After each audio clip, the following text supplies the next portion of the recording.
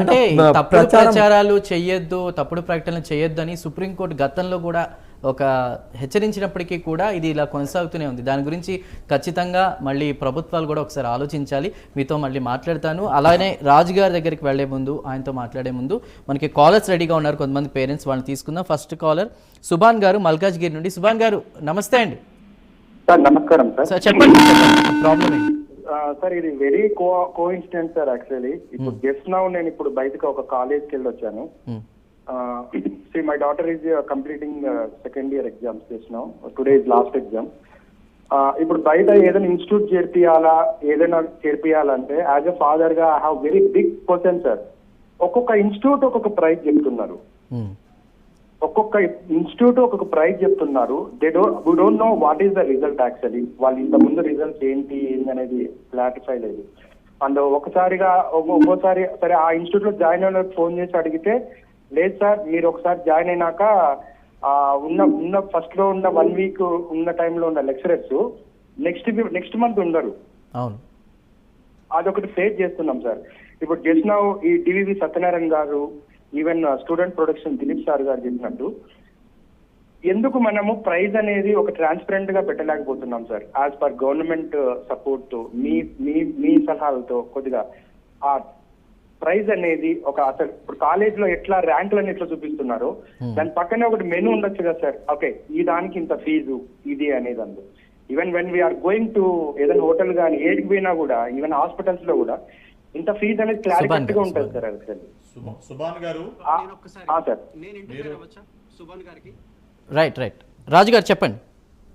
Audio వినిపిస్తుంది. సుభాన్ గారు line లో ఉన్నారా? ఉన్నారు చెప్పండి. సుభాన్ గారు, సార్ మీ ఇంటికి దగ్గరలో గవర్నమెంట్ జూనియర్ కాలేజ్ ఏమన్నా ఉందా? సార్ ఉందా సార్? మీ వాయిస్ లో ఉంది సార్. గవర్నమెంట్ జూనియర్ కాలేజ్ ఉందా? ఉంటే మీరు అక్కడికి వెళ్ళి అక్కడ ఇచ్చేటువంటి స్టాండర్డ్ ఆఫ్ ఎడ్యుకేషన్ కానీ, క్లాస్ వర్క్ కానీ, సిన్సియారిటీ కానీ మీరేమన్నా మీ లోకల్ ఎమ్మెల్యే నుంచి లేకపోతే మీ లోకల్ కార్పొరేటర్ దగ్గర నుంచి ఏమైనా ఇన్సిస్ట్ చేశారా అని అడుగుతా ఉన్నాను sir. Actually as a normally now ఒక నార్మల్ ఉన్న ఒక వ్యక్తిని నేను, ఈ దానికి ఆన్సర్ ఏందా అని వచ్చి నేను టీవీ ఆన్ చేస్తే మీ లైవ్ షో వచ్చింది సార్. చేస్తున్నాం. Okay, correct. ఇప్పుడు ఏంటంటే మీరు ఫీజు గురించి కార్పొరేట్ కాలేజెస్ లో ఫీజు స్టాండర్డైజేషన్ గురించి మీరు ఒక ధర్మ సందేహాన్ని మీ ప్యానల్ ముందు పెట్టారు. అవును సార్. Yes sir, correct. అసలు మీరు నేనేమనుకున్నానంటే, మా ఇంటి దగ్గర గవర్నమెంట్ కాలేజ్ జూనియర్ కాలేజీ, అక్కడ అసలు క్లాసులు జరగవు, డిసిప్లిన్ ఉండదు, కాలేజెస్ లెక్చర్స్ గవర్నమెంట్ శాలరీ తీసుకుంటూ రారు, వాళ్ళు సరిగ్గా పనిచేస్తే ఈ కార్పొరేట్ కాలేజెస్ దగ్గరికి వెళ్లాల్సిన గతి మనకెందుకు వస్తుంది సుభాష్ గారు అన్నది నేను మిమ్మల్ని అడుగుతా ఉన్నా. Correct sir. బట్ ఓకే, నవ్వు అది క్వాలిటీ తక్కువ అవుతుందని చెప్పి మనం ప్రైవేట్ కాలేజీలకు అన్ని పంపిస్తున్నాం కదా సార్. మా ఫాదర్ గా మన పిల్లల్ని ఆడ క్వాలిటీ కదా. అదే మన విద్యామంత్రి గారిని మనకి అడిగే ధైర్యం తెచ్చుకోవాలా. Government schools, government colleges highest standard లో ఉన్నప్పుడు కార్పొరేట్ వాళ్ళకి మనం ఎందుకు పంపిస్తాం? వాళ్ళు మన కాళ్ళ బేరానికి వస్తారు. వాళ్ళు ఇప్పుడు గవర్నమెంట్ కాలేజెస్ ఎప్పుడు కూడా ప్రైవేట్ కాలేజెస్ తో అవి వాళ్ళు కంపీట్ అవ్వాల్సిన అవసరం లేదని మరి విద్యామంత్రుల వారు లేకపోతే కమిషనర్స్ ఎడ్యుకేషన్ వాళ్ళు చెప్తున్నారేమో నాకు తెలియదు. మీలాంటి కొన్ని లక్షల మంది ఫాదర్స్, మదర్స్ ఇదే ధర్మ సందేహంతో. సుభాన్ గారు మీరు ఒక ఎగ్జాంపుల్ అంతే, మిమ్మల్ని ఒక ఉదాహరణగా తీసుకుంటా ఉన్నా నేను అంతే. మీరు చక్కగా వచ్చి ఈ ఇంపార్టెంట్ ఇష్యూని ప్యానల్ ముందు పెట్టారు. ప్రైమ్ 9 ద్వారా నేను ఒక పోలీస్ ఆఫీసర్గా మిమ్మల్ని కాదు అందరినీ రిక్వెస్ట్ చేసేది ఏంటి అంటే, ఇదే మీరెందుకు మీ మంత్రి దగ్గరికి వెళ్ళి కాళ్ళు పట్టుకొని అడగరు? మీరు అటువంటిప్పుడు కార్పొరేట్ కాలేజీకి వెళ్లాల్సిన అవసరం ఉండదు కదా అన్నది నా పాయింట్. రైట్ రాజు గారు, చాలా మంచి క్వశ్చన్ కూడా అడిగారు, ఖచ్చితంగా మాట్లాడతాను. ఇంకొక కాల్ ఉన్నారండి, తీసుకుందాం. సంజీవ్ రాయుడు గారు అనంతపురం నుంచి కాల్ చేశారు. సంజీవ్ రాయుడు గారు నమస్తే సార్. చెప్పండి సార్. ప్రైమ్ న్యూస్ లో ఉన్న వారికి అందరి పెద్దలందరికీ నమస్కారం సార్. ఫస్ట్ టైం మీ న్యూస్ ఛానల్లో ఇదే ఫస్ట్ టైం నేను చూస్తుంది. ఎడ్యుకేషన్ గురించి మీరు మాట్లాడడము, దాని గురించి చర్చ పెట్టడము, దీని గురించి అనేది ఫస్ట్ టైం. బట్ అయితే ఇది కొంతవరకు మాత్రమే మీరు తీసుకుంటారు, ఏది కొద్ది రోజులు మాత్రమే. మళ్ళీ తర్వాత ఏమవుతుందంటే మీరు ఇవన్నీ ఏ ఛానల్ కూడా ముందుకు తీసుకెళ్లడం లేదు. ఇంతవరకు ఏ ఛానల్ కూడా ఇనిషియేషన్ తీసుకోలేదండి. పేరెంట్స్ చేయలేదు, ఫస్ట్ టైం ప్రైమ్ 9 తీసుకొచ్చింది. బట్ అయితే దాన్ని మీరు ఇదే పట్టుదలగా చేయాలా.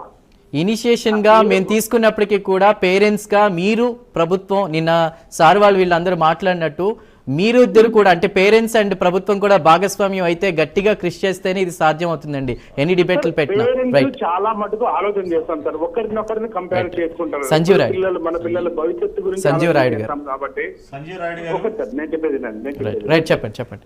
మనము ఒకసారి మేము పిల్లల గురించి మేము మధ్యతరగతి వాళ్ళమే. బట్ అయితే మేము ఏం ఆలోచన చేస్తామంటే పిల్లల ఫ్యూచర్ మేము ఇస్తున్నాము, పిల్లల ఫ్యూచర్ బాగుండాలని చెప్పి కొద్దిగా ఆలోచన చేస్తాం. ప్రైవేట్ కాలేజెస్ కి పంపించాలా, ఏదో కొద్దిగా డెవలప్ అవుతారని మేము కొద్దిగా ఆలోచన చేస్తాం. ఏదో అప్పు చేసి కానీ ఏదైనా కానీ పంపిస్తుంటాము. బట్ అయితే దాని గురించి మీరు ఇప్పుడు మన ఛానల్లో వీళ్ళందరూ మన వాళ్ళు మాత్రమే చర్చకు వస్తున్నారు. ఒక ఎడ్యుకేషన్ గవర్నమెంట్ తరఫున ఎవరన్నా కానీ ఒకరిని మీరు లైన్ లో పెట్టుకొని మాట్లాడేస్తే దీని గురించి మీరు ఎంతవరకు చేయగలరు అని మనం వాళ్ళని అడగడానికి ఉంటుంది. మనం ఎన్ని మాట్లాడుకున్నా కూడా కాదు సార్ అది. రైట్ సార్ అట్లే చాలా మంచి పాయింట్ చెప్పారు సంజీవ్ రాయుడు గారు, మీరు చాలా మంచి పాయింట్. ప్రైమ్ 9 మేనేజ్మెంట్ కి ఇది ఒక మంచి పాయింట్, మంచి ఫీడ్బ్యాక్. మీలాంటి వాళ్ళు ఏమనుకుంటున్నారంటే ఈ ప్యానలిస్టులు ఓకే అకాడమిక్ డిస్కషన్ లాగా ఉంటుంది, తర్వాత మర్చిపోతున్నాము. ఎడ్యుకేషన్ డిపార్ట్మెంట్ నుంచి, పొలిటికల్ డిపార్ట్మెంట్ నుంచి మంత్రివర్యులు వస్తే వారిని తీసుకురావటం అన్నది జరిగితే గనక ప్రజలు మీలాంటి వాళ్ళు వచ్చి ధైర్యంగా అడిగితే తప్పకుండా మార్పులు వస్తాయి అన్నది నేను నమ్ముతాను. మంచి పాయింట్ అండి సంజీవ్ రాయుడు గారు. ఒక్క నిమిషం సంజీవ్ రాయుడు గారు సార్ వినపడుతుందా? చెప్పండి సార్ వినపడుతుంది కదా? వినిపిస్తుంది సార్. మీరిప్పుడు ఒక ప్రశ్న వేశారన్నమాట. మీడియా సంస్థలు ఒక 2-3 రోజులు చర్చ చేస్తారు, దాన్ని వదిలేస్తున్నారు, గాలికి వదిలేస్తున్నారు, ఇది యథా తాజా తదా ప్రజా అంటున్నారు. మీరు మీ మాట ఏకీభవిస్తాం. ఒకసారి వినండి, లెట్ మీ కంప్లీట్. 1000 అడుగుల ప్రయాణం కూడా ఒక్క అడుగుతోటే ప్రారంభం అవుతుంది. ఈ రోజున తెలుగు రాష్ట్రాల్లో ఒక సామాజిక బాధ్యతగా ప్రైమ్ 9 ఈ చర్చ మొదలు పెట్టేటప్పుడు మాకు అనేక ఒత్తిళ్లు ఉంటాయి, అనేక ప్రెజర్స్ ఉంటాయి మేనేజ్మెంట్కి. అయినా కూడా పేరెంట్స్ యొక్క వాళ్ళని దృష్టిలో పెట్టుకుని, సమాజాన్ని దృష్టిలో పెట్టుకుని ప్రైమ్ 9 దీన్ని దిగ్విజయంగా ముందుకు తీసుకెళ్లాలని with cooperation of your parents only. మీకు ఒక క్వశ్చన్ అడుగుతాను సార్, ఇందాక నుంచి మీరు అడుగుతున్నారు కదా, ఒక ఎమ్మెల్యే పోటీ చేసినప్పుడు, ఒక కార్పొరేటర్ పోటీ చేసినప్పుడు ఓట్ల కోసం మన ఇంటి ముందు లేదా మన గుమ్మం ముందు మన ఆవరణలోకి వచ్చినప్పుడు సార్ మా రోడ్లు వేయాలి, మా వీధి దీపాలు బాగుండాలి, లేకపోతే మాకు డ్రైనేజీ వ్యవస్థ కావాలంటున్నారు. కానీ మన ఇంటిలో ఉన్న పిల్లల యొక్క ఎడ్యుకేషన్ గురించి తెలుగు రాష్ట్రాల్లో ఎవరు అడగట్లేదు. దీనికి మీ సమాధానం చెప్పండి. ఎవరన్నా కూడా మన ఇంటి పక్కన ఉన్న జడ్పీ స్కూల్ కానీ, మున్సిపల్ స్కూల్ కానీ, ప్రైమరీ స్కూల్ కానీ, గవర్నమెంట్ జూనియర్ కాలేజ్ కానీ, గవర్నమెంట్ డిగ్రీ కాలేజ్ కానీ, పీజీ కాలేజ్ కానీ, అట్లీస్ట్ యూనివర్సిటీ కానీ, మనం దాన్ని డెవలప్ చేసుకోవడానికి మీరు ముందుంటారా అని ఎమ్మెల్యేని అడిగి ఓట్లు వేస్తున్నామా? మనం వెయిట్లా ఒక కార్పొరేట్లకు వేస్తున్నామా, ఒక కౌన్సిలర్కి వేస్తున్నామా, ఒక సర్పంచ్కి వేస్తున్నామా? ఒకటే గుర్తుపెట్టుకోండి సార్, ప్రైమ్ 9 మీ వెంట ఉంటుంది. మీలాంటి పేరెంట్స్ అందరూ కూడా విచక్షణతో ఆలోచించి ఏ ఏరియా అయినా సరే ఎమ్మెల్యే కానీ, కార్పొరేటర్ కానీ, కౌన్సిలర్ కానీ, ఒకసారి ఇందాక రాజుగారు చెప్పారు పోలీస్ అధికారిగా, మనం ఒకటే మన గవర్నమెంట్ ద్వారా నడిచే సంస్థల్ని మనం బాగు చేసుకుంటే కార్పొరేటివ్ వ్యవస్థలు ఆటోమేటిక్గా కిందకి పడతానే ఉంటాయి. 2, ఒక గవర్నమెంట్ కాలేజీలో లెక్చరర్ లేరని, నాన్ టీచింగ్ లేరని, ల్యాబ్ లేరని మీరే చెప్తున్నారు. అక్కడ ఫెసిలిటీస్ లేవు. ఒక పేరెంట్గా, ఒక మదర్గా, ఒక ఫాదర్గా సంపాదించిన డబ్బులు అప్పో చేసి వాళ్ళని ప్రయోజకుల్ని చేస్తే వాళ్ళు బాగుండాలనేది తాపత్రయం సగటి మనిషిగా మీరు, నేను అందరూ ఆలోచిస్తారు. ఇక్కడ డిబేట్లో ఉన్న వాళ్ళందరూ అట్ ది సేమ్ టైం సామాజిక బాధ్యత, సమాజం యొక్క దృష్ట్యా మనం చేయవలసిన మొదటి కర్తవ్యం ఏంటంటే, మనం ఎన్నుకున్న ఎమ్మెల్యే 5 సంవత్సరాలు ఉంటారు, మనం ఎన్నుకున్న సర్పంచ్ 5 సంవత్సరాలు ఉంటారు. వీళ్ళని నీకు ఓటేసి గెలిపించాం, ఈ కాలేజీ బాగు చేయి, రోడ్లు అయితే ఎలా అడుగుతున్నామో ఈ కాలేజీలో ఫ్యాకల్టీని బాగు చేయి, మా పిల్లలు అక్కడ చదువుతున్నారని మీరు ఏ రోజైతే అడిగితే ఆ ఎమ్మెల్యే అక్కడ సీట్ వేసుకుని కూర్చుని మరి కాలేజీని బాగు చేస్తారు. సత్యనారాయణ గారు, అంటే మీరు మాట్లాడుతుంటే ఒకటి గుర్తొచ్చింది. నేను చదువుకున్నప్పుడు కూడా డిమాండ్ని బట్టి సప్లై ఉంటుంది.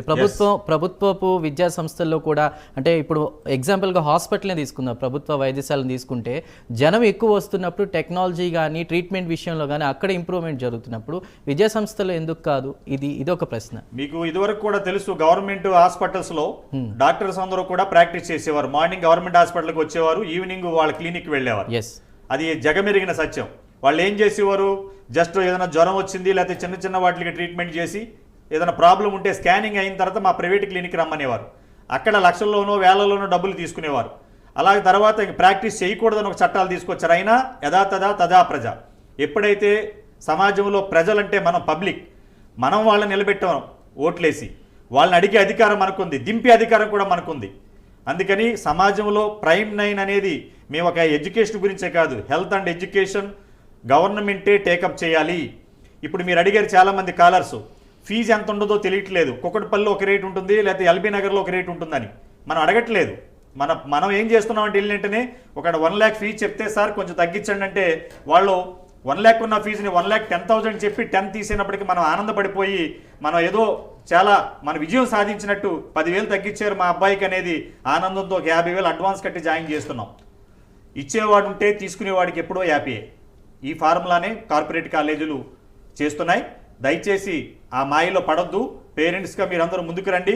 ప్రైమ్ 9 అన్ని రకాలుగా ఒక కాలేజీలో టీచింగ్ ఫ్యాకల్టీ, ట్రాన్స్పోర్ట్, వాళ్ళ వచ్చిన డబ్బులు ట్యాక్స్ కడుతున్నారా లేదా, ఒక్కొక్క ఇన్స్టిట్యూట్ మీద ఎన్ని కోట్లు వస్తున్నాయి, ఎన్ని కోట్లు రిటర్న్ ఫైల్ చేస్తున్నారు, ఇవన్నీ కూడా నిగ్గు తెలుస్తాం. అనేక కథనాలు కూడా వేయడానికి ప్రైమ్ 9 మేనేజ్మెంట్ సిద్ధంగా ఉంది. మీరు మా కోఆపరేషన్ చేస్తారని ఆశిస్తున్నాం. థాంక్యూ.